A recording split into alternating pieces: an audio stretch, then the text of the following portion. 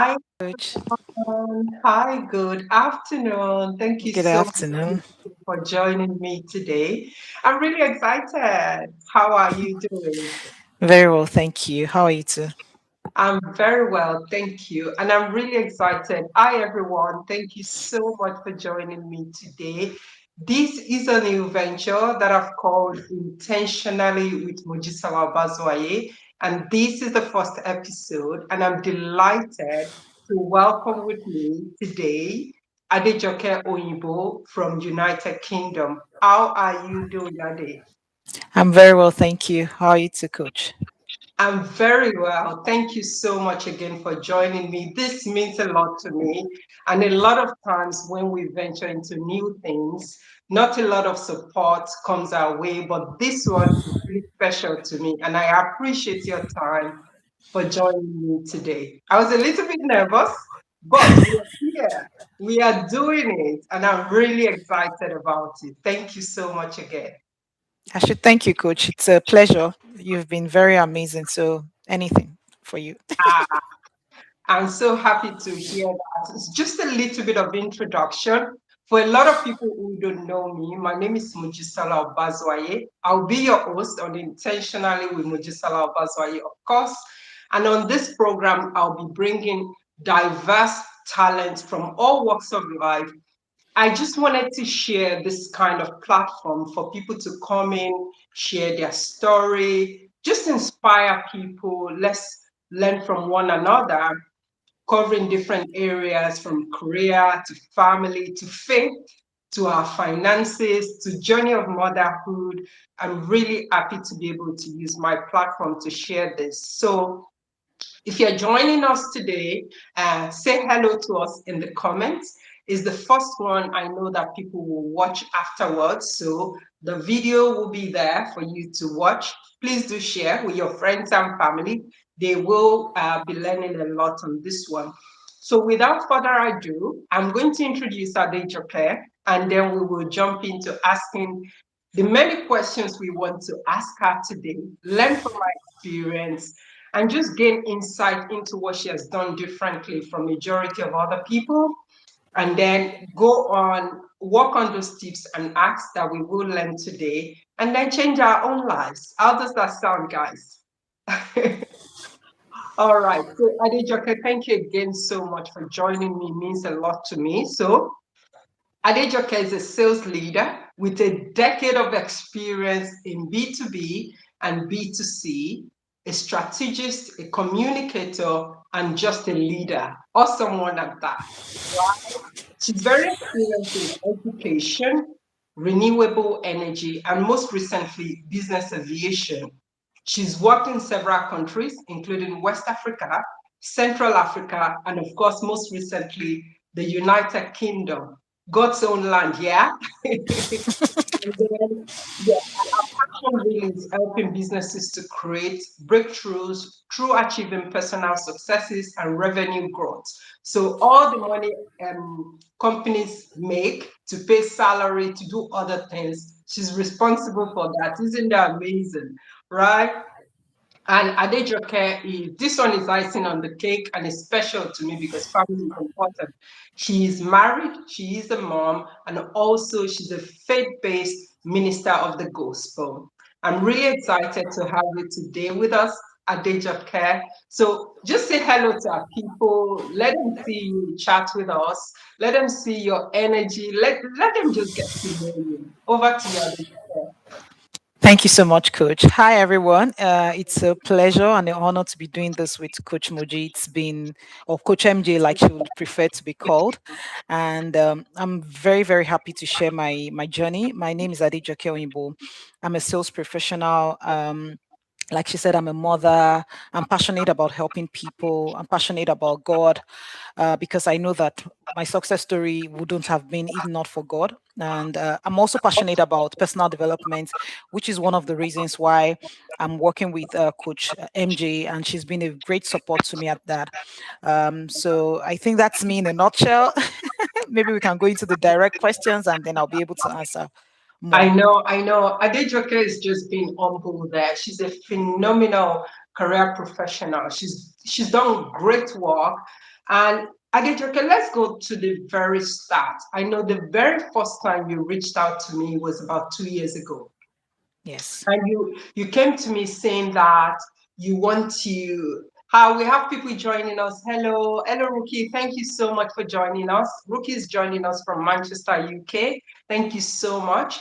Right. The first time Ade reached out to me, it was about 2 years ago when she said to me that she's moving from Nigeria to Togo, and she's just embarking on something very new. She's been hand selected by our organization in Nigeria to move into Togo. This is a big deal. Not a lot of times do we get handpicked and be sent to international destination. Adejoke, do you want to share a little bit about that with us today? Tell us, how were you handpicked? Why were you handpicked? And what was the story leading to you being handpicked to go lead a division of your organization in Togo? Thank you so much, Coach. Yeah, I would like to start first by just giving a sneak peek into the beginning of my career, because that is very crucial to how I was able to be unpicked and selected to lead the business in Togo. I started out as a teacher. I studied French in the University of Lagos, and then I was a teacher. I was teaching French. Then I got tired of the classroom, and I was confused as to what career path to choose. At that time, I was learning everything that could come my way. I did digital marketing, I did customer service, I did sales. And then someone said, "Oh, have seen your name in a school because this person supplies materials to the school where I worked before I stopped teaching.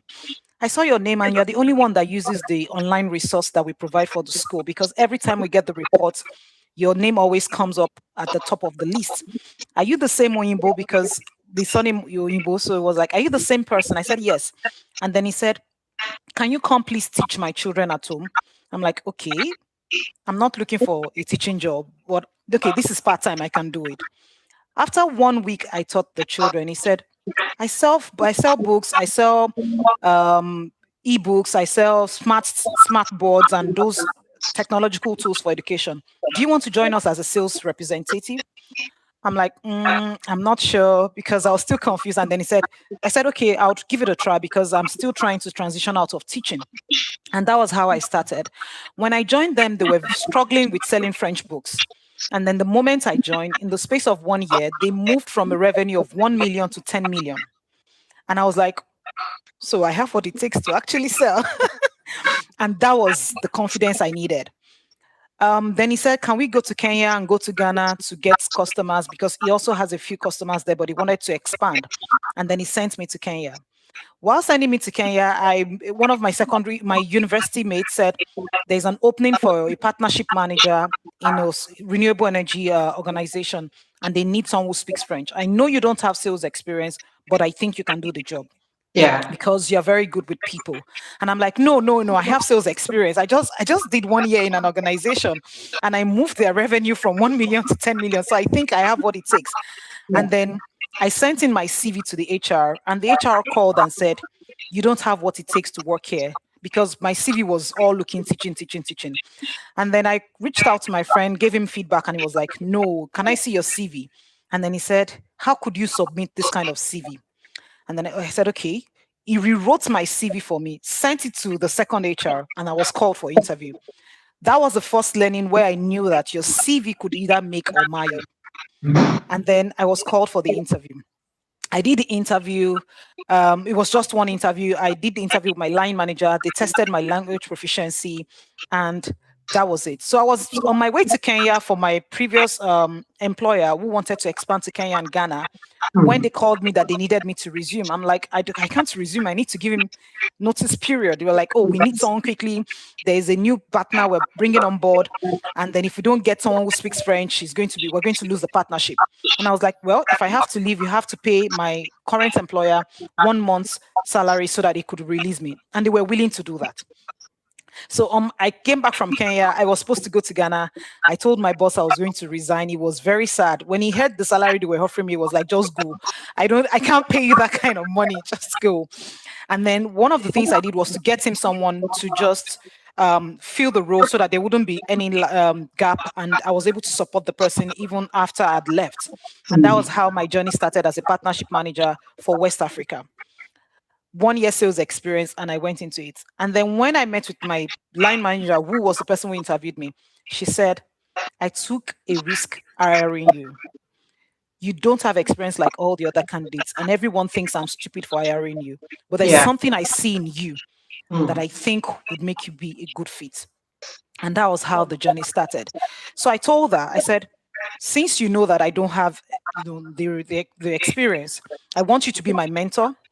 And that was how we started a relationship. For the first 3 months, I was almost resigning because we didn't understand each other. She was a task oriented person, very detailed. At that time, I'm a people person, not detailed, not paying attention to details. And then we're almost at loggerheads all the time. But because I was willing to learn, and I told that I needed her to, I was very open about telling her that, okay, these are my weaknesses. Could you help me work on it? And that Yeah. was how we began the journey. So she was telling me things to do. Sometimes it wasn't always easy. Sometimes she would send me emails, she would send me messages, but she was very nice and she was patient with me. And that Yeah. was how I began to learn the ropes from her. And I owe her a lot in my sales career journey. So I just realized that after a while, she felt confident about what I could do. And Wow. whenever she's going on leave, she would say, oh, I'm going to delegate to you while I'm on leave. And I'm Wow. like, no, don't delegate to me, because she was like the partnership leader for West Africa. And I'm like, no, what am I going to say in meetings? Wow. And then she said, don't worry, I'll tell you what to say. And then she prepares me. And then I go there to those meetings. I represent her. When there are emails, I send emails. I remember sending one email one day and she said, Joke, that was very shoddy. You don't answer emails like that. And I'm Wow. like, okay, so what should I have done? And then she corrected me.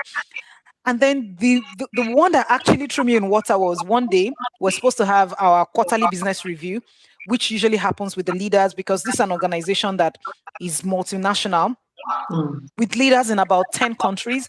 And then she says, Jackie, I'm going on leave and you have to represent me at the business review. I'm like, Mm. oops.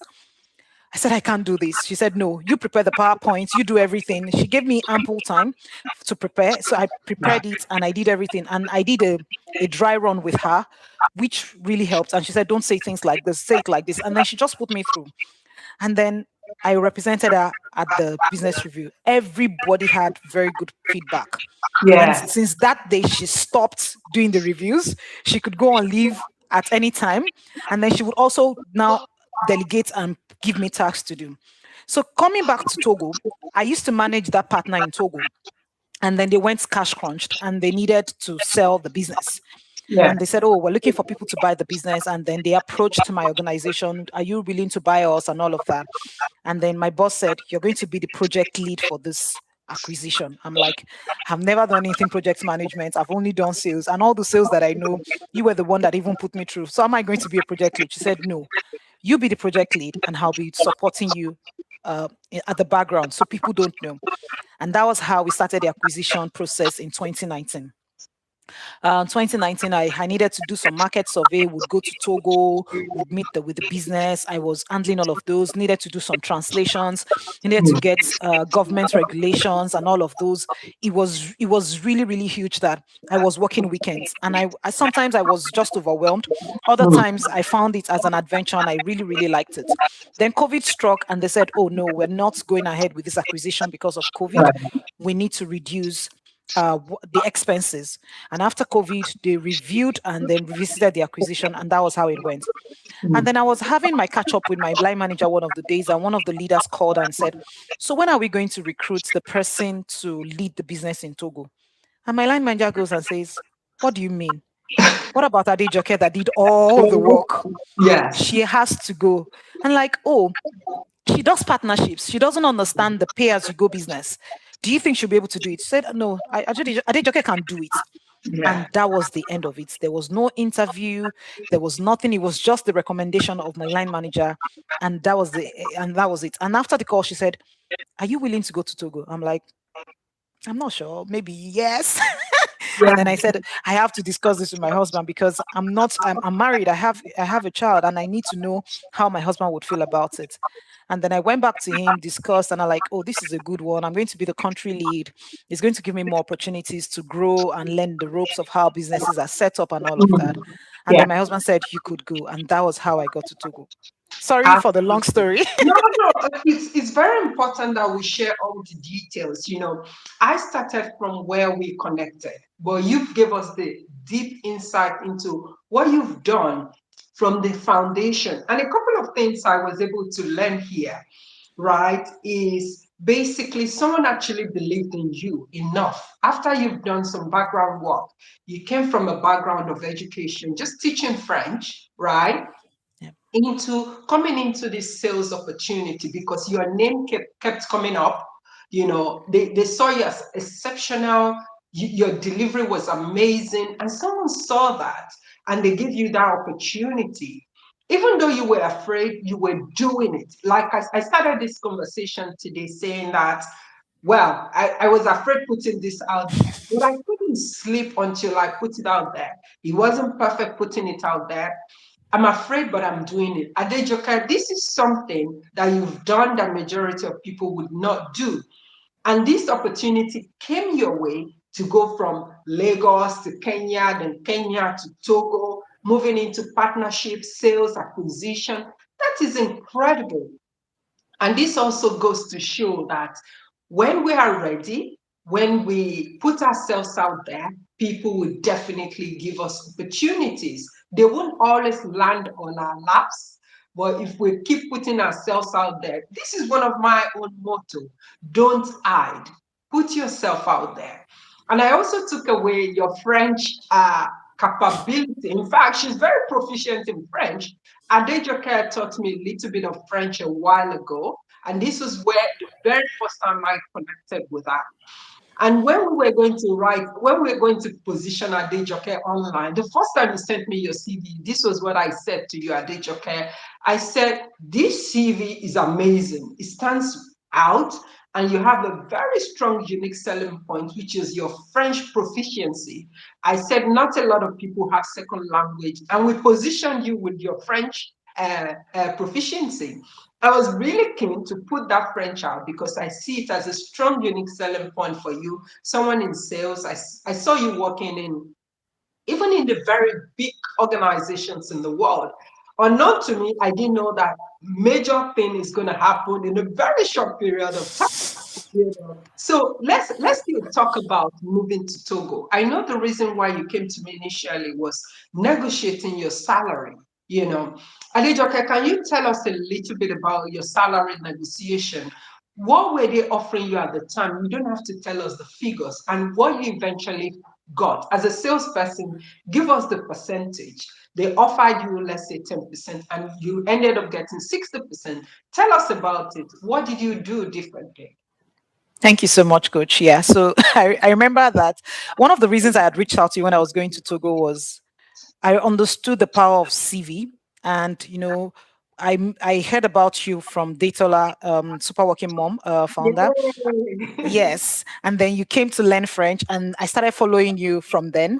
And I'm like, okay. I remember when I first applied to my organization, they didn't take me because of my CV. And I'm like, okay, now I can't do it by myself. My line manager is sticking her head out to say she has to go. Now I need somebody. I can't go back to negotiate salary because she's the one that I have to negotiate with. And that was Yes. why I came to you. And then she was like, okay, let's look at, then you said I should look at how much they want to offer. I should consider my relocation allowance. I should consider accommodation. I should also factor in my children's school fees, what accommodation would look like, what commuting would look like, and then any other thing that would act as bonus, and if I would also still be getting my commissions. So on the basis of that, I went to my boss and I'm like, okay, I did my due diligence by checking online for schools in Togo because I couldn't leave Nigeria and then take my daughter to a school that is not nice in Togo. So I needed Yeah. her to be um, a bilingual school because she had never gone to a French school. And if she has to thrive in Togo, it has to be a bilingual school. So I gave them all the details about school and accommodation and told them what my expectations were. And initially, they were offering me about 70% increment to what I was earning at that time. Mm. So I told them that it was small, that I needed more. And they said, okay, what they were going to do was to give me some like another additional bonus, which was about maybe 20% of the salary they were offering. That would serve as a bonus, and it was not part of the package. Yeah. So after I had moved, um, accommodation was crazy and things were really, really, really expensive in Togo. I still say that Nigeria is one of the cheapest places to live in. And Yes. then I had to go back to the CEO because just at the moment I was moving to Togo, my line manager resigned. She got another opportunity to become a general manager in another organization. So she left. And then I Yes. was faced with, at that time, the vacuum, I had to be reporting to the CEO directly. So I went to the CEO and I'm like, oh, this is the reality on ground, blah, blah, blah, blah. So they added something to the salary. After 3 months, it still wasn't enough. At the end of the day, I got 99% increment on my previous salary. And all of this, the confidence came because of the work we had together, how you guided me, the calls we had, because I couldn't have been able to ask for that much Yeah. if not that you had given me clues that, oh, I have to be comfortable, I have to enjoy being in the organization, I have to, if not, I won't be able to put in my best to deliver results. So that was it. Exactly. And this is another great lesson for career professionals. A lot of times when we get off a salary, we just go, boom, this is it. A lot of us are afraid to negotiate a salary. 99% increment is crazy. I've never heard of that. And that's what I mean. Like, Adijoke, you are such a rock star, a superstar, confident goal getter. It's amazing that you just took what we discussed and you went all the way to get all this relocation package. Not only that, they were offering you dollars. You know, it's crazy to see. And I'm really incredibly proud of what you were able to do that time. And so well done to you. And thank you for inspiring us with your story today, because a lot of people are going to watch this back and they would know that it's possible to negotiate your salary. It's possible to ask for more. It's possible to put your organization first and to put yourself first as well. You want to deliver on your organizational objective. You want to make sure to take care of yourself and your daughter, which is very important to you. So a lot of people will just say something like, well, if I ask for more salary, they will withdraw the offer. But you are going there very confidently to say, do you know what, I can't live on this salary, I need more. And that's very important for everyone to know. So well done for sharing that. Thank you. So, Adejoke, another thing which I want you to touch on today is moving from Togo almost like a year to the United Kingdom. You know, I was really surprised when you came back to me again after a couple of months to say, do you know what? That salary was great, but there's this opportunity in the UK. I need to take it. Tell me a little bit about that. Again, I'm very big on making my guests comfortable about what they want to share. This is a sign of respect for me. Adejoke, can you go into details as much as you want on your relocation to the UK? What are you currently doing? I know we have a lot to cover in this space. Number one, you started interviewing before you got to the UK. You got a job like 10 days after you got to the UK or sooner. You got a great salary. And then 6 months later, boom, let's start from the start. Your journey to the UK. Thank you. It's crazy because I was barely settled in Togo before I needed to move to UK. So it was just 6 months. So I Yeah. spent just 6 months in Togo. So one of the things I would like to add before going into that is that what another thing that gave me confidence to keep asking for more was because of the value I'd brought to the table. So everyone knew that I was valuable to, I was an asset. So they could not refuse me. So at the point of doing my first 3 months in Togo, the business hadn't started yet because I was still trying to set it up, getting things settled and all of that. And then Hmm. we did that in 90 days. And then we started operation in the fourth month. And in the fourth to sixth month, we had gained the sales target for 6 months in 3 months. Hmm. And then everybody was like, "Oh, don't worry. Next year, after the appraisal, we're going to promote you. You're going to become the because I was country sales lead, so I was going to be the business leader for the country." And I'm like, okay. And I was excited about the upcoming promotion, and that meant more money and all of that. And then my husband says, "Oh, babe, I'm because he stayed back in Nigeria. I'm going Yeah. to the UK to study." I'm like, "Okay, and you can go. We'll be in Togo. We'll come and visit you." I And he know. said, and he said it's fine that since it's just a year study, would go. We can always come and go to visit and all of that. And then my husband went in August, last year, precisely August, and he got to the UK. And in 1 week, he was like, "Babe, I can't cope without you guys here." I'm like, "That was not the plan. I'm barely settled in my role. You're going to school. What will I do when I come to the UK with all the noise I've heard about care work or factory work?" Or I said, "I'm not coming." And he was like, "No, you have to come. You have to resign." At that time, I had not even applied for the visa. I was not interested. I was very comfortable in Togo, looking forward to the promotion and all of that because I was just 6 months away from the promotion. And then I went to God because this is actually a big part of my life. And I'm like, I prayed about it. I'm like, "God, this is the career of my dreams. I one of my goals is to be a board member in many organizations, and this is looking like it." And God says, "Family first. You have to move." I was disappointed. I was, I had a lot of emotions, and I said, "Okay, that's fine."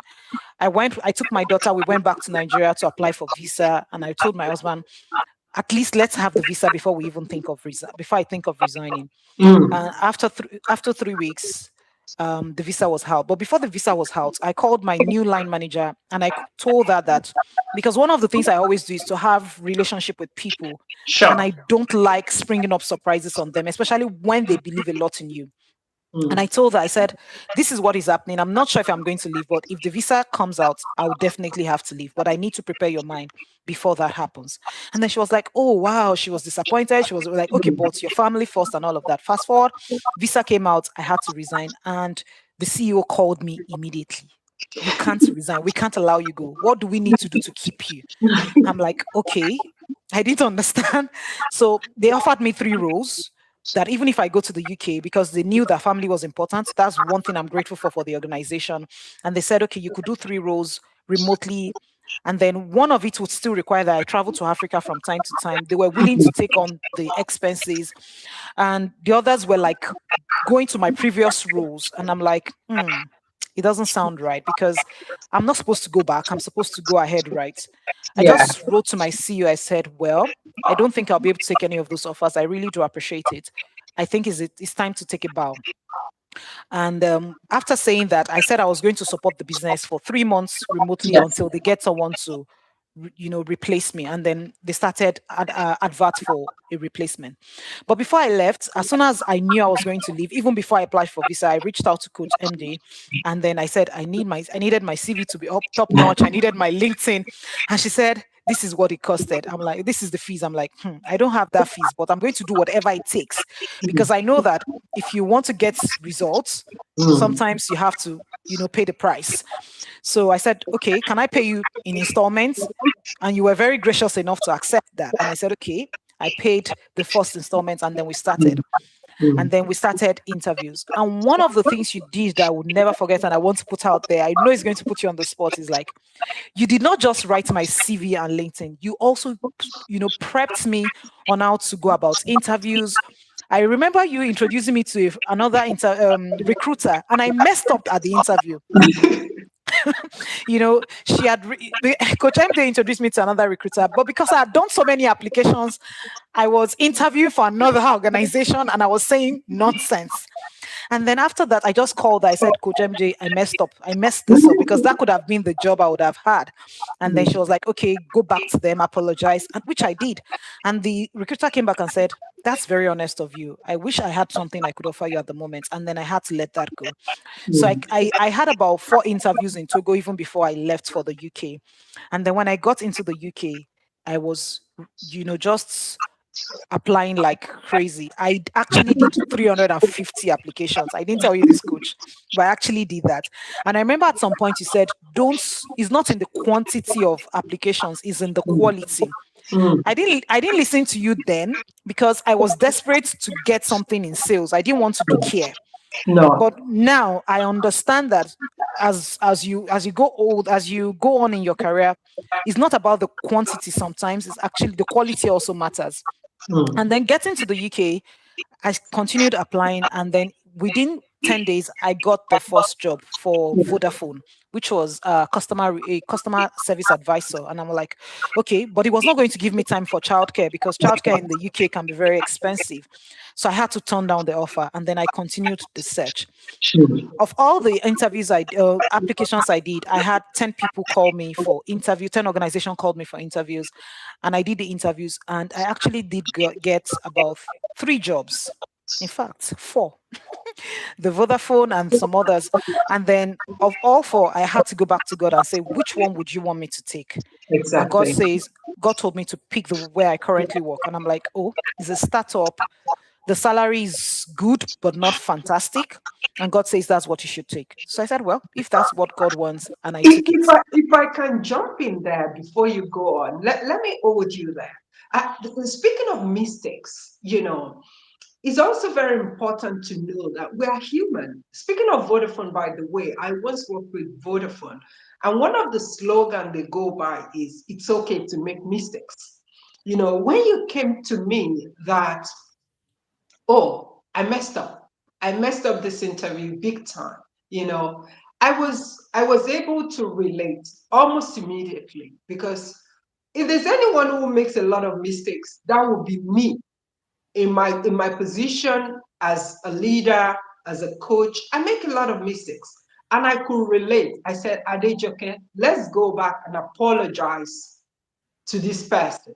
And they came back. And that's the thing. A lot of times when mistakes happen, people just ghost the person with which they are liaising or the person they are contacting. And I truly appreciate you for mentioning that. Going back to apologize, to highlight your mistake, is not a sign of weakness. It's a sign of strength. And the person on the other side acknowledged it as well, which is really very good. Another thing you mentioned there is family. Adejoke, you said repeatedly that family is very important to you. And rather than take more money, you decided, I'll pick my family on this occasion, right? And what God has done for you in that short period of time, you didn't get just one job coming into the UK, you didn't get two jobs, you didn't get three jobs, you landed four great jobs, right? Four jobs, and you had the chance to choose yourself what you want.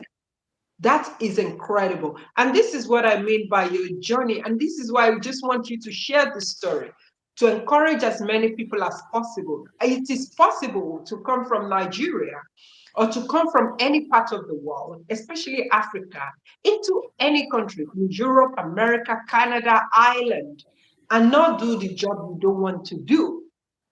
Having said that, all professions are great, but it's also important to know what you want. Adejoke. So it goes to show that if you know what you want, or even if you're not sure, you can still get your heart desire. That's remarkable. That is incredible. I'll let you go on now, and I'll come back to you on leadership and some of the things you've done differently right there. Go on, Yeah. Adejoke. Thank you. Yeah. So I went back to God and I'm like, okay, which of these jobs should I take? And he told me to take the where I currently work, which I did. And 1 week into the role, my daughter fell ill. It was really bad that I was grateful that I took this job because it was a remote work. If I'd taken any of the others which needed me to be in the office, it would have been very difficult. And what I would just like to say is that it's always good to be where God wants you to be because where you are there, your minimal efforts is amplified. So that Yes. was really, yeah, I was really, really very thankful for that. And then getting into this organization was business aviation. It was something I've not done before. And I'm like, oh, private jets. I didn't even know a lot about, I didn't know there was a difference in commercial aviation and general or business aviation.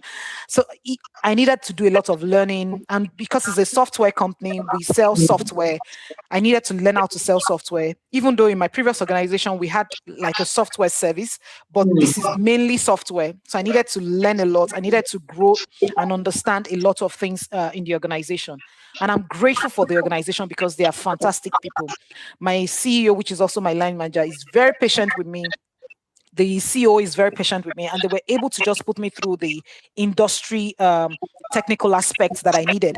I brought in the sales expertise because they have never really had anyone handle their sales like they would want, and then they I rely on them for the technical bits, which has been very amazing.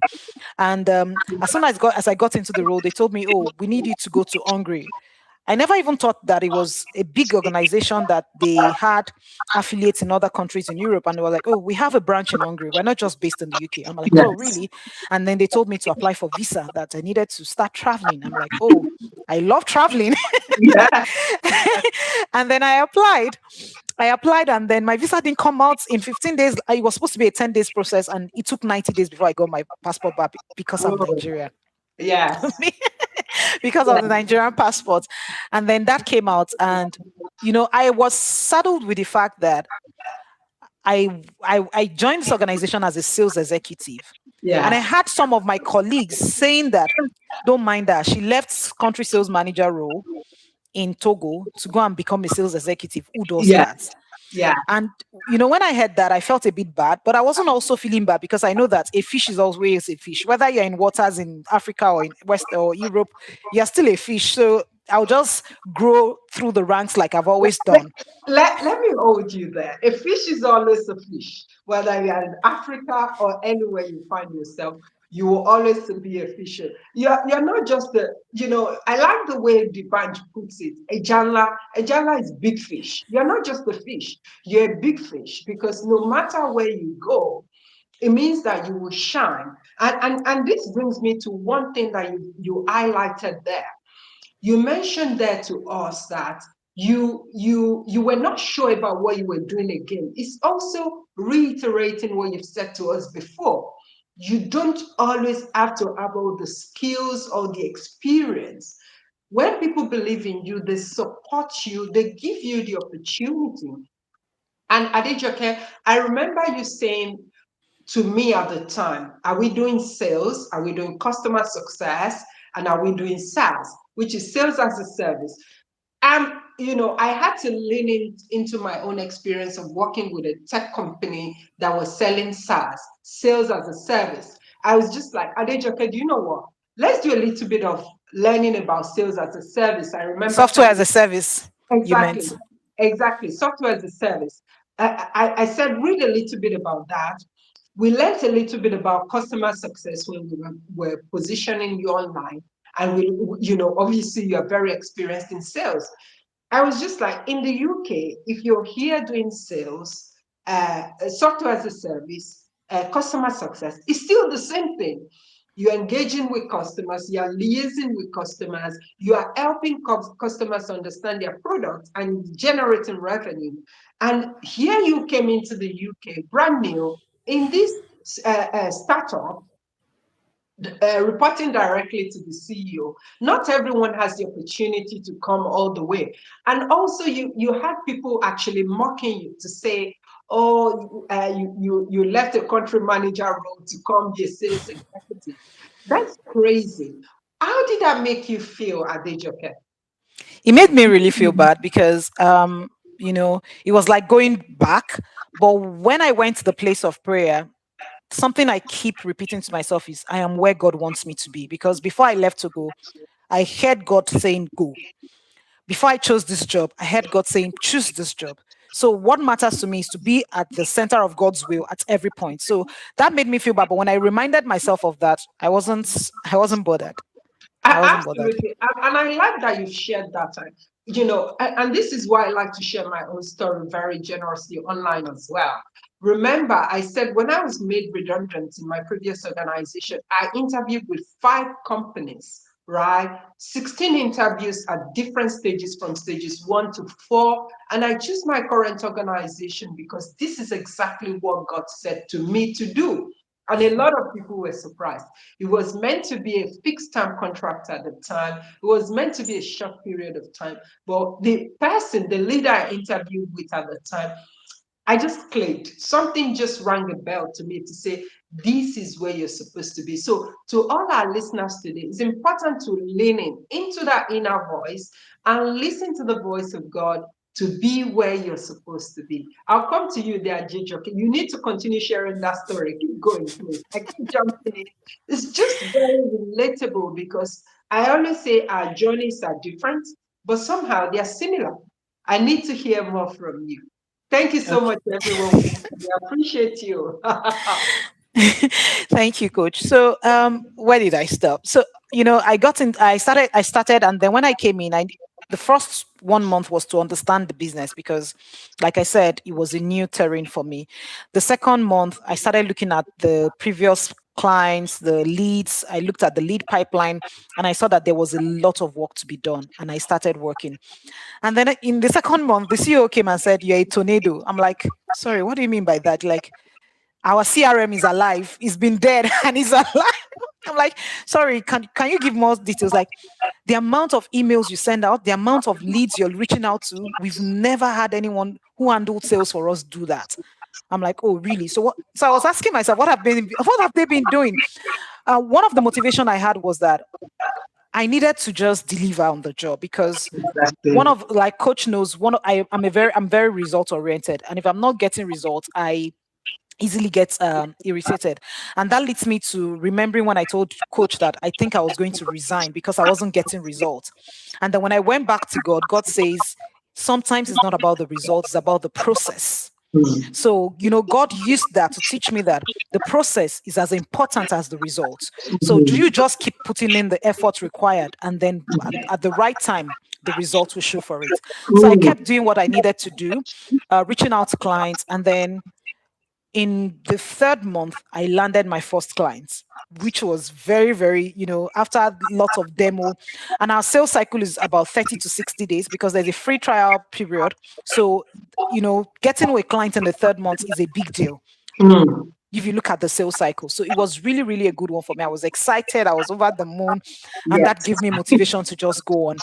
And then Yeah. I kept going on. And then in the fourth month, I got a second client. In the fourth month, I got a third client. And then that went on. All of a sudden, the customer success manager said, "Oh, she was resigning and then she was Mm, leaving." And they were like, "Okay, who do we get to manage sales?" Because the customer success manager was actually overseeing sales at that time. mm, And then my organization says, "We don't need to get anybody. In fact, Ade, like the call me, is even doing much more than the customer success manager. Let's make her head of sales. We recruit people to work with her, and then we can get more results." And I remember that when that they had that discussion, I was still not keen about it because discussion is different from when they make it official. My sure. visa came out, and then I was told to travel, and I needed to visit about 6 countries.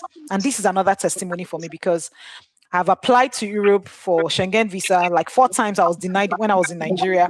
And now I have it and I have to go to 6 countries in 3 weeks. I was so excited. It was on those trips that I just saw the LinkedIn post announcing my promotion to head of sales in the fifth month of my joining the organization. I was, wow. I just had to scream much. I said, "Coach, this is it." When you sent me that message, I basically climbed on the chair and I started dancing. And I mean it because it's just incredible to see. And again, it also reminds me of what you said to me previously that, oh, I want to give myself 6 months. If there's no result, I had to find other way. And I was on board with you. I did more listening than speaking at the time because it was important for me for you to make the right decisions for yourself and for your family. It's also a great lesson here to know that it's not what people are saying. People came to you and they started saying, moving from a country manager to a sales executive. This is a life lesson, a great career lesson here. Sometimes you have to stoop to win. What that means is don't keep going in the wrong direction. As soon as you recognize that your family is very important to you, you took a detour from what you thought you wanted. And it's almost like starting all over. Look at you flying around the world. How many people leave Nigeria, Africa, anywhere, and start flying around the world on behalf of their organization, paid for, paid for. The experience, the exposure. It's just amazing to see how much you bring to the table. 3 months later, you couldn't close any clients. But somewhere along the line, the first client came in. But the truth remains that the process itself was rewarding for you because your CEO, they saw the results, they were tracking the results, giving comments like, nobody has ever done this for us. And you were there doing it. You were there doing it. You were there killing it. You were there bringing value to the table. That is just incredible to see. Adejoke, this story is just exceptional. Tell me a little bit more about the promotion to head of sales. In 5 months, guys, in 5 months, 5 months, you know, this is a country where people stay here. They stay and they don't find any breakthrough. 10 years, people are still earning the same salary. They are doing the same job. But here you are, tornado, big fish. You just came here, you started, just shattering all the glass ceilings. Tell me a little bit about that promotion and how did that really make you feel? Yeah, so one of the things I realized was from my previous organization, which was a very big organization, and for you to be able to stand out, you needed to make yourself visible. And I remember when I met with you, one of the things you had said is learn to tell your story. Mm, So when I got into this organization, I needed to make myself visible. I don't know what I just needed to make myself visible. I needed my and not visible for the wrong reasons. I needed to make my work speak for me. I mm, needed to be proactive. So, I remember during weekly meetings, I would tell them things I think we should be doing as an organization to move sales forward. Because sales was my own domain. And I would yeah. say, oh, these are the things I'm doing. These are the challenges I'm facing, or these are the things I'm doing. These are the things that are working. These are the things I think we should do. I was not afraid to speak up. I was very proactive. I think I can do better, but I was very proactive. And because I had access to the CEO and the CEO, every time I had a new idea, I always, just go up to them and say, oh, this is what I'm thinking. Could you please share your thoughts? Do you think it's okay? And then I also had relationship going on for me. One of the things you see in this part of the world is that you work with people that are less younger than you, way younger than you, and they could be your boss. But I wasn't faced by that because I had to, even the Bible says it's funny because the scripture I read this morning is that when you work, you should work as you do unto God, not unto man. Mm, So even when they are younger than me and they are ahead of me, I still give them that due respect. But I always went up to solution. So even when there's a problem, I don't just go to tell them about the problem. I'll tell them about the problem and my own proposed solution. So they realized that I was not just carrying myself as a sales executive, I was carrying myself as a leader because I could manage the clients. I could be proactive to get solution, and the results were showing for it. So I think that's, gave them the confidence that I would do well in the role. And then when they said, oh, okay, so how are we going to merge customer success with sales and all of that?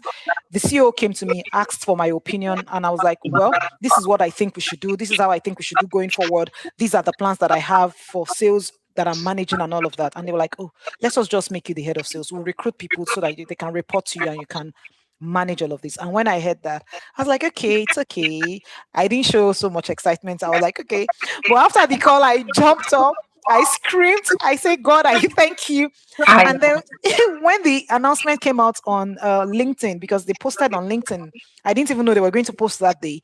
And then I think I was in Budapest when that mm, announcement came out. And then it was someone in my previous organization that sent a message and said, congratulations. I'm like, okay, what are you congratulating me for? yes. And then I went to LinkedIn, like, yes, we got it. Okay, now they can see that it's sometimes okay to move from a country sales leader to sales I executive. know.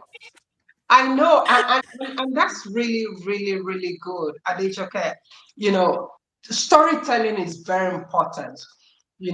If you can't tell the story of your competence, you're very likely not to get rewarded, whether small or big, monetarily, bonus, promotion. If you can't tell your story, you don't get those things. I remember saying that storytelling is important. And this is why I keep telling my own story. A lot of people don't understand that. Why would you just want to share things online? Why do I share? Because, in fact, sometimes when I share, my own direct manager will respond to those things. And it's incredible to see that people think it's important to tell your story. People actually go and do courses on how to sell themselves, tell their stories. But here you are telling your story. The second thing, you were speaking up, telling your story. You were bringing solutions. So basically, you're a problem solver. You're not just going them, this is the problem I see. This is the problem I see. You bring the problem and you also go here. Here's the solution. This is how we can resolve this. That is incredible to see.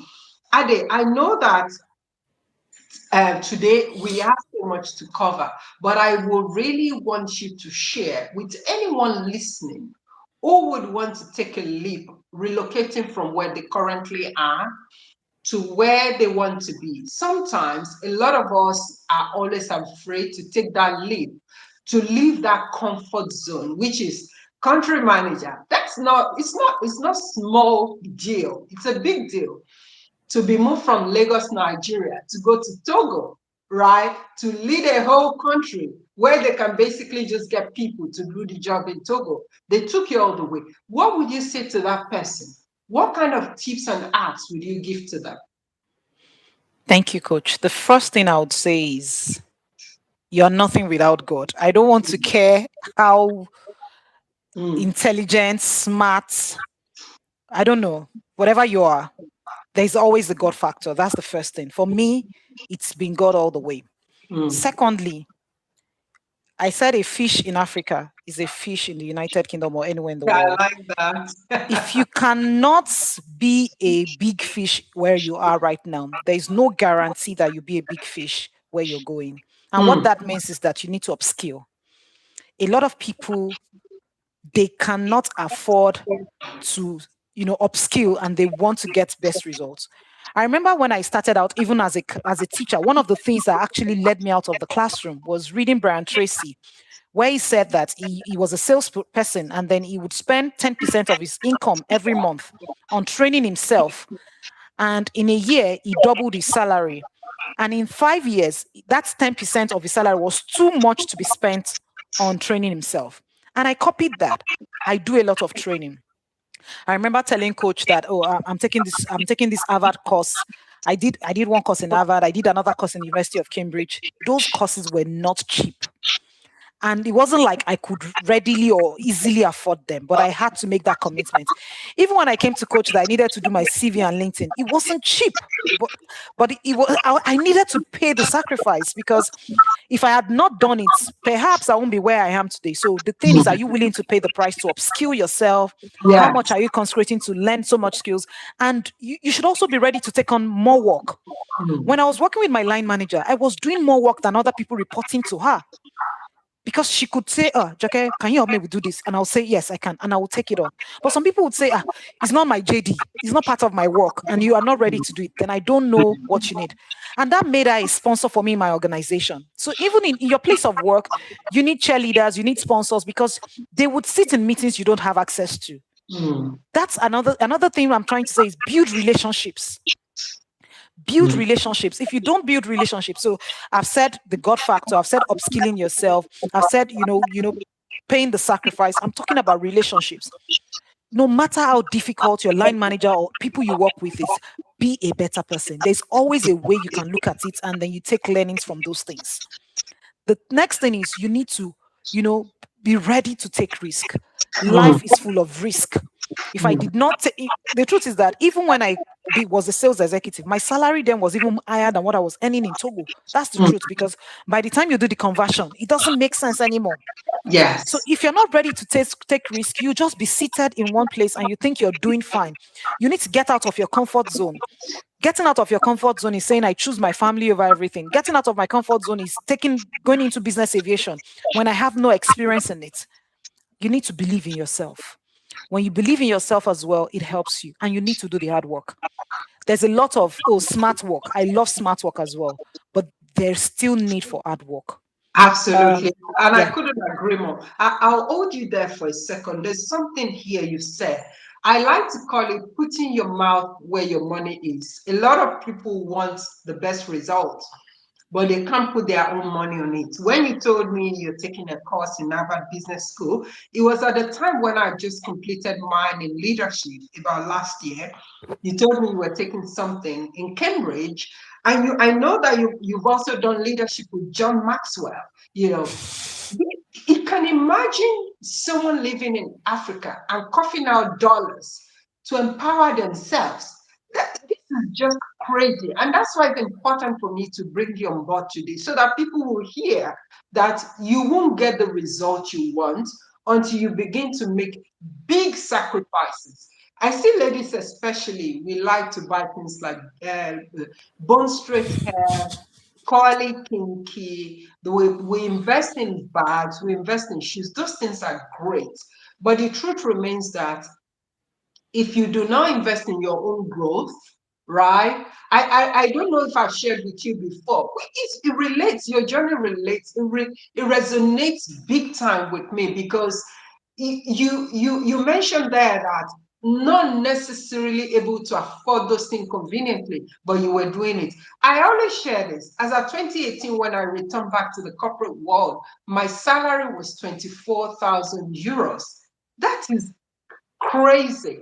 But out of that salary, I would take money, pay for my CIPD, and just going on, just doing it because I knew the importance of putting my money where my mouth is. I had a coach. It wasn't cheap for me, but I did it. Adejoke has done it. I'm encouraging all our viewers today. You need to do it. If you want the result, you need to put your money where your mouth is. Don't just talk the talk, you need to walk the walk. Adejoke, you also said here that nothing is impossible without God. I totally agree. The reason why I took that leap to go to my current organization is because of what God told me. This is very important. Not a lot of people believe in that. Some call it universe, some call it life. But I will always say, listen to that still small voice inside of you. It will direct you. It's like a compass. It will direct you to where you need to turn to at every point in time.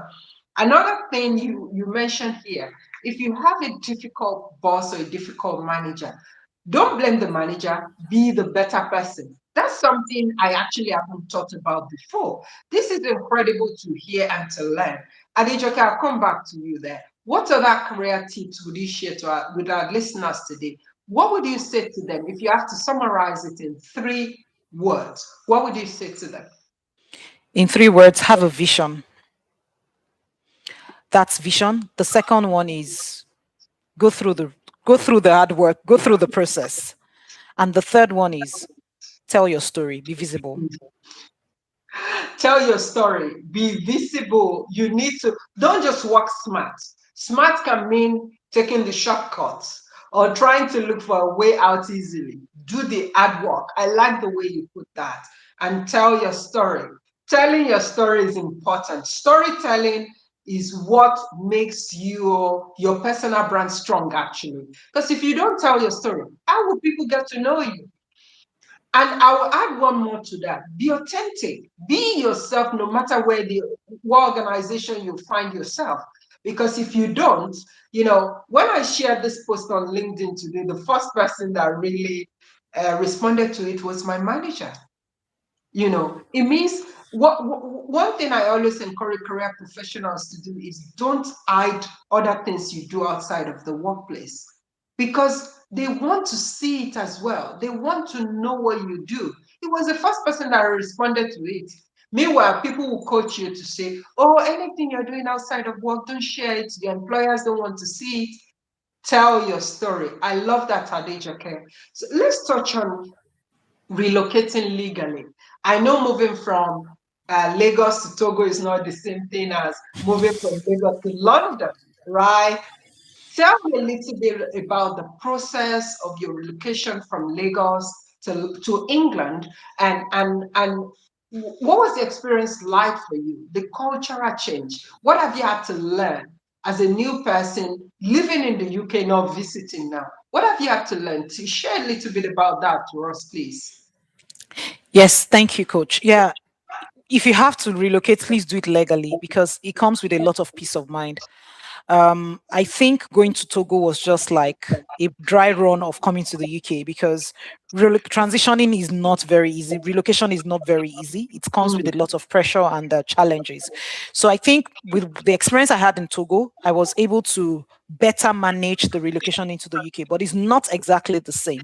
So if you have to do it legally so that you have less things to worry about. mm, When I came in and I told you that I wanted to get a job immediately, one of the things you said, which I would not forget, is go out often, go to the shops, go get a coffee, speak to people, understand the way they speak, listen to them, get used to the way they think, and that way it helps you in the workplace. And I did that.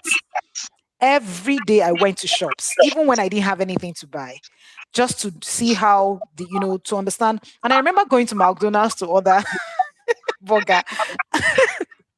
I placed an order for something and they gave me something else because we didn't understand each other. That was my first week in the UK. But, as I continued to do that, it became very easy. Another thing I did that worked was I took it a day at a time because there mm. was so much to deal with. So I was just taking it one day at a time. And I anchored myself in a lot of scriptures because sometimes there's always that thought of, did I make the right decision? Am I going to be here without a job? Am I going to do this? So, that also helped me. And I think because I had my family with me as well, it was really easy. Anytime we were together to have fun, we're together to rub minds, especially with my husband, we could talk, we could, just share the way we're feeling and pray about it together. What else can I share? I think those are the ones that come to my head right now. If you have specific Absolutely. questions, I'll be able to I answer. like what you've shared there. A lot of people think relocation is rocket science. It's not. The first thing you shared with us today is to do it legally, which is very important. You don't want to be in a country where you don't have the right documentation to stay. Even if you're coming with visa sponsorship or joining a partner, etc., it's important for you to embed yourself into the culture. Simple things like going to the coffee shop, listen for how they speak. It gives you that engagement and you begin to learn the culture of the place where you find yourself outside of the organization. And when you move into the organization, you adapt easily. You adapt very fast. Unlike you coming and be saying pardon, pardon, one of the feedback I got a while ago, a long time ago, which changed my career journey was self-awareness. Self-awareness is something you've done there. You went to ordinary McDonald's, you order something, they give you something different. It means you're aware. Self-awareness is learning the culture, how they speak, how they vibe, how they engage with you, the kind of jokes they make, which is Apart very from that, sorry to interrupt, like important. everywhere you're going, everyone is smiling at you and you have to smile back. I'm like, okay, really? Exactly. In Lagos, that's nobody sees anybody. You're moving on. I know. So tell me, Adejoke, what was the financial implication or what was the financial commitment that you've had to make from getting your visa, from getting documentations? Did you do anything like shady business, like getting your account details by paying someone to do it for you? What did you do so that our listeners can know exactly how to go about this so they don't have to pay anyone to do anything? They can just go to the right source and do the right thing. I need you to share a little bit about that. Yes, coach, but I need to charge my phone. Let me just plug it. So sorry. Exactly. So, to all our listeners, thank you so much for joining me. I'm loving this chat. Leave us your comments in the comments below. And if you have any questions, please do ask us today. We will make sure to respond to them. And don't forget, you can also connect with Adejoken on all social media platforms. She's a language expert. She's a proficient French tutor. If you want to learn French, she's the one to connect with. If you're struggling with communication, if you're struggling to find your way in landing a sales job, she's your girl. She's your go-to. Customer success, software as a service, sales, communication expert. She is the one to go to. I just have to chip that in there. I think over to you on the cost of relocation and moving to the UK. Yeah, thank you, coach. Relocation is not cheap. I need to also say this. It's not cheap. It's not cheap financially, it's not cheap mentally. One thing I'm very grateful for is planning. My husband is a great planner. So even before I went to Togo, he took 2 years for him to plan for his education in the UK. He Mm. knew what he wanted and he started saving up for it. And one thing he did was to save up at least for 1 year, feeding, housing, and all of that, such that there is no pressure. Mm. A lot of people say, "Oh, I want to," like Nigerians. They say, "I want to japa." It's good to japa, but it's also good to have a plan because it saves you from headache. It saves you a lot of trouble. So he planned financially, and then when he was ready, he applied to the school. After applying to school, he got his CAS, the CAS, and then he applied for visa. And then myself and my daughter, we used that to apply, and then we came in. Coming in, you need accommodation, you need to start feeding and all of that. So we're just pulling money out of our savings accounts.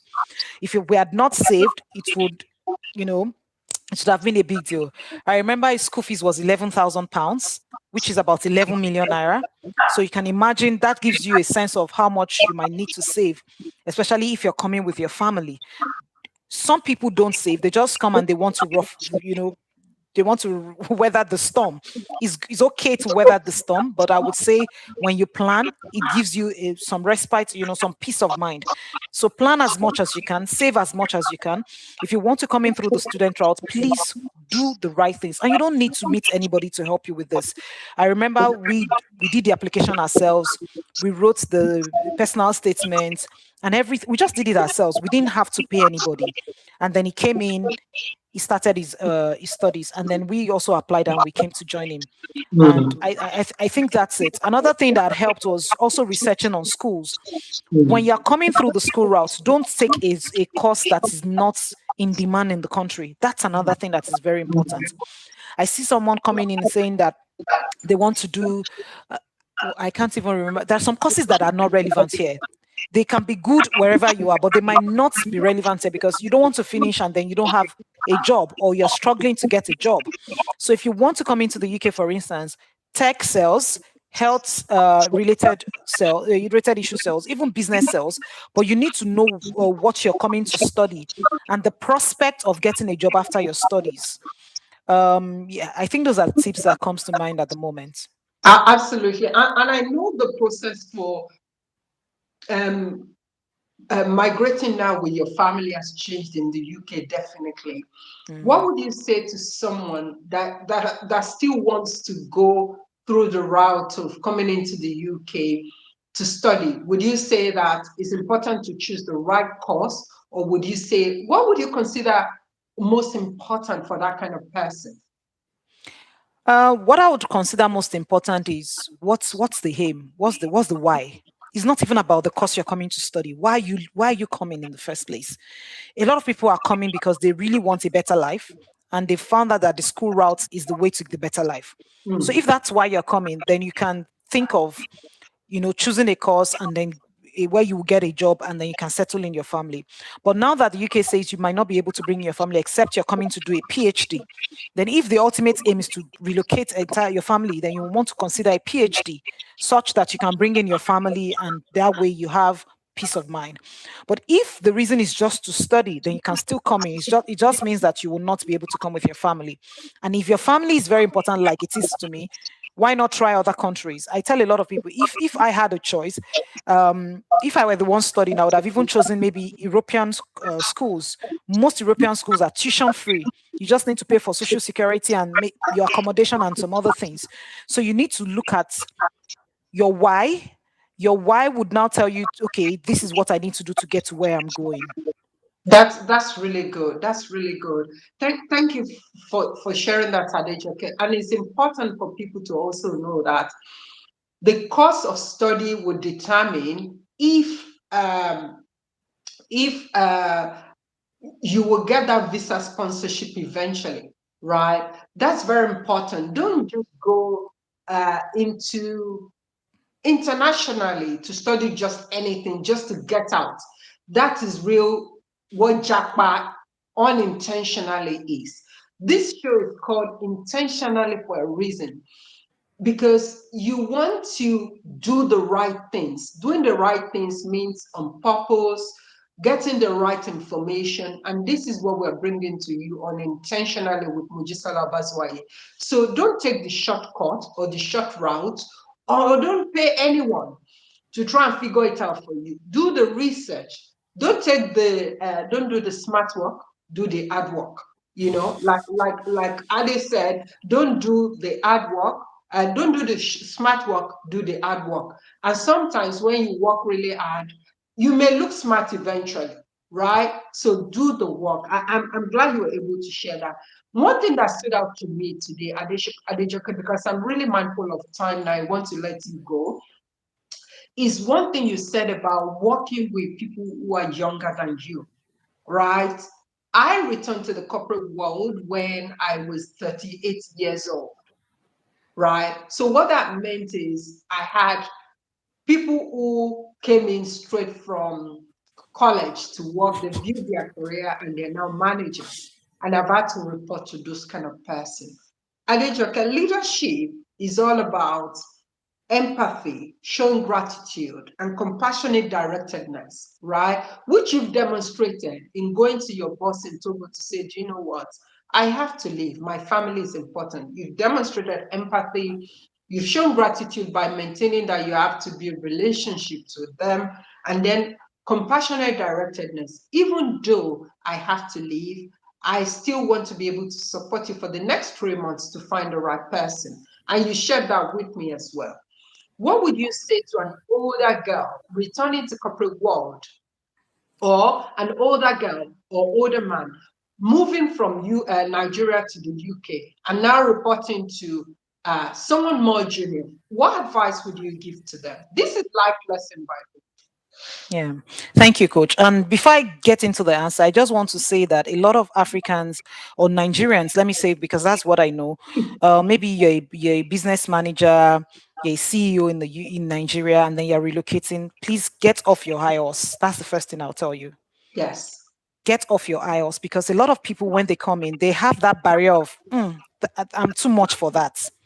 And if you look at it, one of the things that I'm grateful for today is that if you earn 10 million naira in Nigeria on a monthly basis, when you come here, you're not a millionaire. Mm. Let's be true to ourselves. And then if you want to have global relevance, then you have to be global. You have to be in a country where not just the currency is high, but you're able to conveniently compete globally. Mm. So when you're coming here, you need to be ready to get off your high horse. You need to be ready to start all over again. And Mm. you need to, I think humility is a virtue you would need. You need to be humble, because not only are these people younger to you, they know things you don't know. Yes. They are more exposed than you. The way they reason is different from you. And just humbling yourself, you're being part of them, learning from them, would also position you for leadership, because eventually they will see that you have something they don't have, which is the wisdom that comes with age.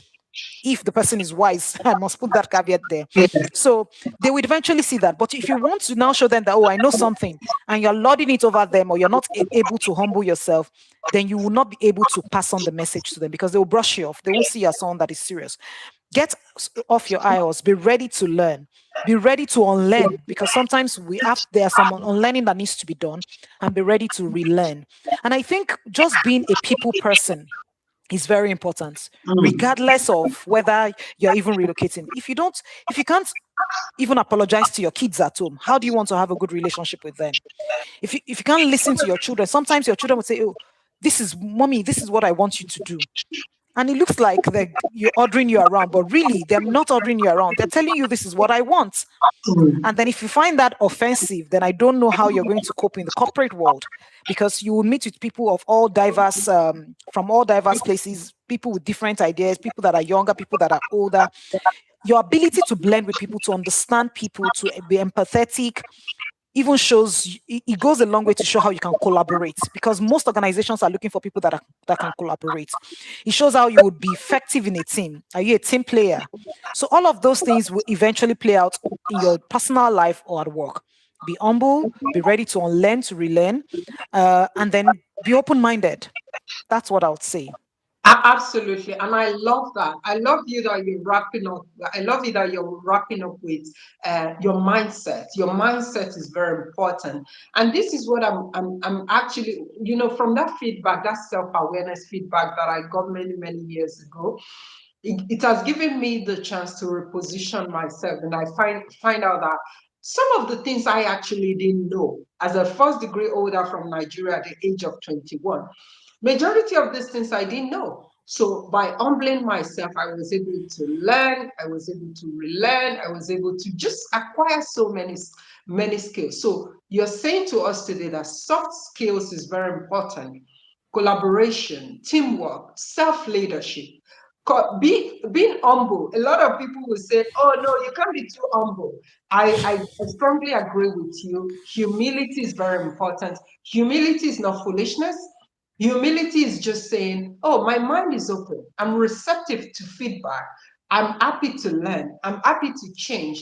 I'm ready to do things differently. That's really fantastic to learn. That's really fantastic. So, Adejoke, as a leader yourself, you are now adding the sales for your organization. You have direct reports. What advice would you give to someone who is trying to embark on that on that journey of leadership? What advice would you say to them? What can they do for them to be able to lead themselves first and other people as well? Yes, so I would start from self leadership, and it's funny you mentioned self leadership because I'm an how do I put it? I'm a growing self leadership coach. I'm very passionate about people leading themselves, and you need to know yourself. You can't give what you don't have. Mhm, And knowing yourself is coming to the awareness of this is who I am, these are my mhm. strengths, these are my weaknesses, these are the opportunities that I have, these are the threats. Like I always do SWOT analysis for myself. And Yes. when you understand your SWOT analysis, you can now begin to say, okay, let me work on myself. Mm, One thing I've learned is if everyone can dedicate as much time they dedicate to correcting or castigating other people to themselves, oh my life will God. be a better place. Mm, I remember when I just got married and I was always complaining about my husband. And one day the Holy Spirit said, can you stop focusing on him and focusing on yourself? oh my And then I God. started focusing on myself. And I read in the scripture that says that if you wives are good and there's a way he puts it that you, by your good behavior, your spouse can come to know the Lord. So I actually linked that to everyone. And that's why I mentioned that even if you have a difficult boss, you can eventually change them. I remember when I started with my boss, she would want to send a message to me. She wouldn't say good morning. She would just send a message. And I'm like, and I'll say, good morning, boss. How are you doing? Before I responded. Do you know that after a while, she started saying good morning, Adejoke? Good behavior is contagious as much as bad behavior is contagious. Be the Yes. different person. And you Yeah. can only be different if you are honest about your own self. Who am Mm, I? What are my weaknesses? What do I need to do? And then you begin to carry yourself as a leader.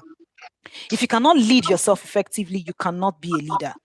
In fact, I didn't know that I had so much impact on my reportees in Togo that even till today, I still receive messages from them. They tell me that, oh, you were one of the best leaders we had because I had worked so much on myself before I was handed that opportunity. I was ready for that leadership.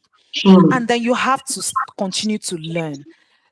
Apart from, coming to the realization of who you are, this next thing you want to do, lead by example. Be a mm. model, be the model. Leadership does not mean that, oh, you can go to bed, let them do the dirty work, and then you just relax and supervise. No, we all do the work together. I Yes. remember in Togo when we're going for sales trip, I'm the one in front. We're all going to sell together. We're going into the slums to sell. I'm not Yeah. sitting in the office and telling them to bring in the sales numbers. It doesn't work that way. And so Mm. when they see me, in spite of the challenges, in spite of the work that I have, I'm still selling with them. They have no choice. Yes. The third thing, be interested genuinely in people. You Mm. cannot be a leader if you're not interested in people. Right. Don't see people as a means to an end. Mm. I know a lot of people, they will call you only when they need you. They will Mm. send you messages only when they need you. Trust me, Mm. by the time you need them, they won't be there for you. Oh my God. People don't want to know how much you do, they don't want to care how much you know until they know how much you care. You Mm, need to be genuinely interested in people. When you're mm, interested in people, you want to care about their welfare. You want to care mm, about their success. You want to help people. I tell you, your victories are because of other people coming so that you can pull them up. If you don't pull exactly. people up, like John Maxwell would say, don't be a reservoir, be a river, be a channel. And you Yes. can only be a channel when you have people's best interest at heart. Mm, So that would give you the mindset of a servant leadership. Another thing you need to know, if you're not a good reportee, you cannot be a good boss. If you're giving right. your boss headache, forget it. You get headache when you become a boss. That's the truth because it's karma or whatever they call it. It will Mm, come back to you. yes. Be and treat people the way they want to be treated, not the way Mm, you want to be treated. So I learned that from John Maxwell. Like people say, oh, do unto others what you want them to do unto you. No, do what's unto people what they want to be done to them. And that is mm, why before I start working with people, the first thing I do is I do a personality test.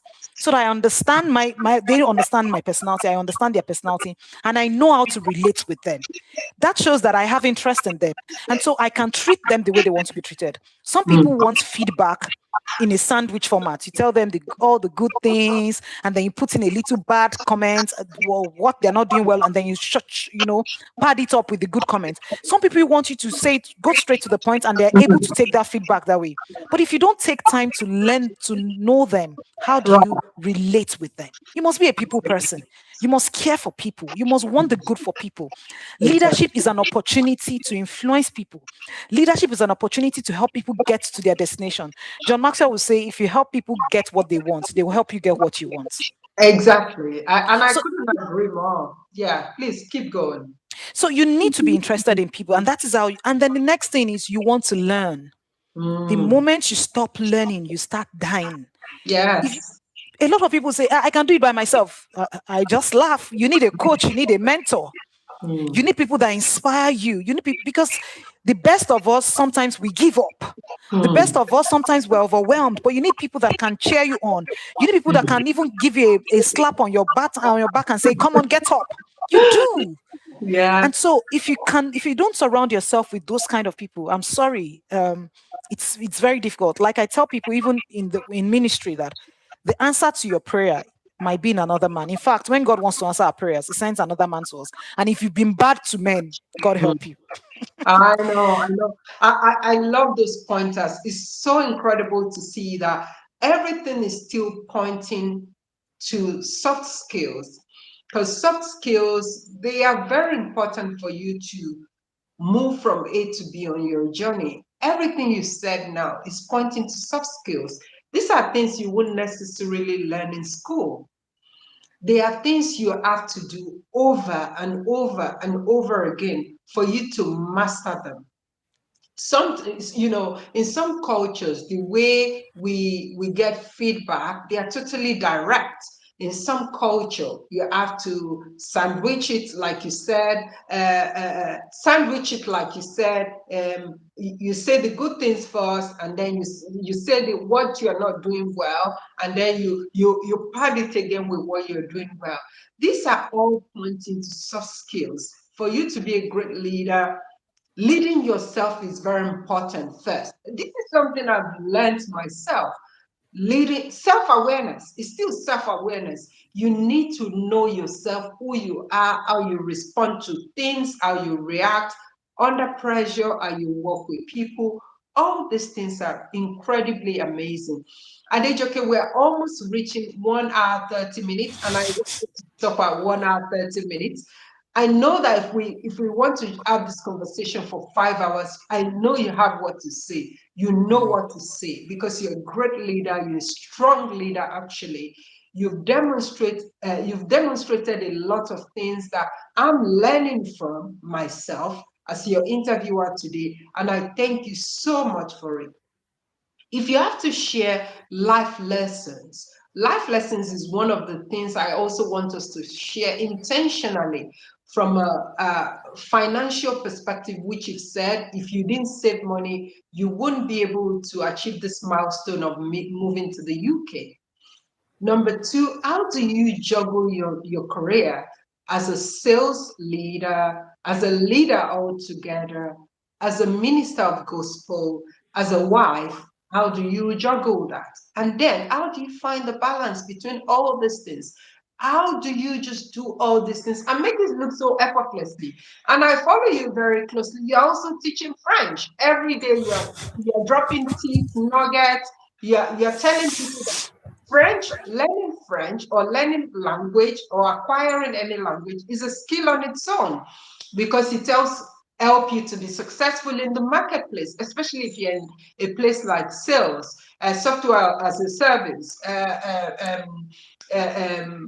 customer success, etc. Tell us, how are you able to juggle all these things, manage everything? Thank you, Coach. First and foremost, I'll say know yourself. Not everybody has the bandwidth to do all of that. Mm, But the more you improve or grow yourself, the more you're able to accommodate more. mm, So what are the things that are important to you? Like I always say, draw your scale of preference. So mm, for me, like she said, um, I teach people French. I not only teach, I do translation and interpretation for organizations. I actually coach on the side as well. yeah, I'm a minister in church. Um, I do a lot of things, and I'm a mother, I'm a wife, and I do my sales and all of that. One mm, thing is that I have the support of my family. That is very important. So my mm. husband understands that I wear so many hats, and I just want to say shout out to all the husbands that allow their women to fly. Not all I, people have that. like mine that does all the cooking, so I don't have to. Yeah, so I have the support of my family. They understand that these things are they are very important to me. And then Mm, I think I'm able to plan well. Your timing is very important. I have mm. days where I make my videos. I have times where I wake up early, like I wake up early, very early in the morning. I'm one of the 5 a.m. club members. And then it helps me We're in the same WhatsApp group. He helps me set the tone of the day. And then when I'm at work, I'm able to do a lot of things. And then sometimes because I work from home, I can be cooking and doing my work. Because in the UK, you don't have house help like we do in Africa. We have some of us have up to two, but here you are by yourself. Yeah. And then when my daughter comes, I know that okay, I have to pay attention to her, help her with homework, or just spend time to play with her. And then sometimes I have to sleep late because in all of these, I'm still taking courses. I have to read, I have to also plan, and then I plan for my business. And then my weekends, I dedicate my weekends to my business because I also don't want to cheat my employer. You Mm. can't be using your employer's time to be doing other things. That's not even, it's not, if you're a Christian and you're doing it, please stop it. Yes, yes, Yeah. So absolutely. I use my weekends a lot to catch up on those personal things that I do. And then sometimes I say no to some things because Mm. they are not relevant to me. Like Yes. even when I was in Nigeria before I came to the UK, I don't go to parties. Except it's very important. I'm not saying don't have fun. I have my way of having fun. And that Yes. is why I said, know what works for you. This is what Mm. works for me. Mm. I don't go to parties. If I have to go, then I go spend 30 minutes and back home because I know my time is very important. And Mm. then on days I feel overwhelmed, I take a rest. I make sure I rest well. And then when you exercise as well, exercise helps you. I remember before I came to the UK, I was a karateka. I had green belt in karate. And that alone helps build my capacity, helps build my mind. If you're not exercising and you don't have the right diet, it will affect your productivity. Mm. Then know how to ask for help. If you get people, ask for help. There is no harm in asking for help. Delegate some task, eliminate some task. You will not everyone won't fall. So just know what works for you. That's what I do actually. Absolutely. And I love that you've shared all that. And most importantly, you've shared also on a very important topic, which is taking care of your wellness as a career professional, as a wife, as a mom is also very important. Find what works for you. Your wellness is really important to how far you will go on your career. For me, I now exercise 2 days on, 1 day rest, 2 days on, 1 day rest. And it took a lot for me to find this routine that works for me. And I'm glad you said that, Adejoke. On a final note, so I can give you your Sunday back, I just want to firstly thank you so much for taking the time to share all these things that you've learned over the years. Can I ask? I know you have one big story that you would love to share in the future, and I agree with you definitely. Let's share when everything is signed, sealed, and delivered. And I trust God that this is going to happen for you very soon. Amen.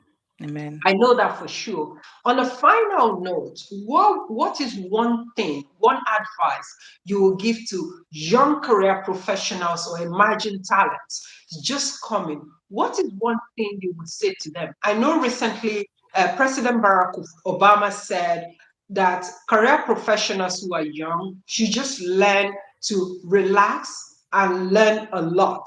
They should set goals, but they shouldn't restrict themselves to achieve certain thing by certain age, buy a house at certain age, get married at a certain age, etc. What is one advice as a more seasoned professional, as a leader, would you give to emerging talents just coming up?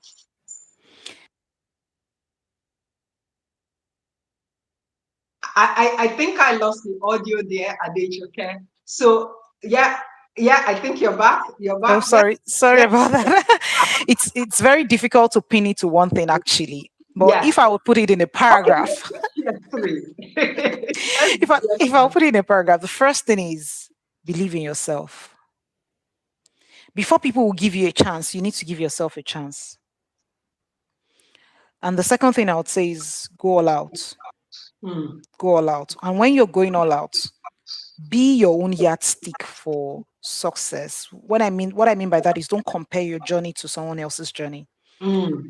Your journey will never be like someone else's journey because doing that would give you frustration and you'll be going in the wrong direction. Hmm. And the third thing is be valuable, make yourself valuable. And when I say Hmm. make yourself valuable, learn as much as you can, Yeah. such that even if you are derobed of all the money you have made in the world, your brain can still function the way it should function. Be irresistibly valuable. I like that you mentioned adding value. I actually listened again to Oprah's commencement speech in Harvard for 2003. This is 10 years ago now.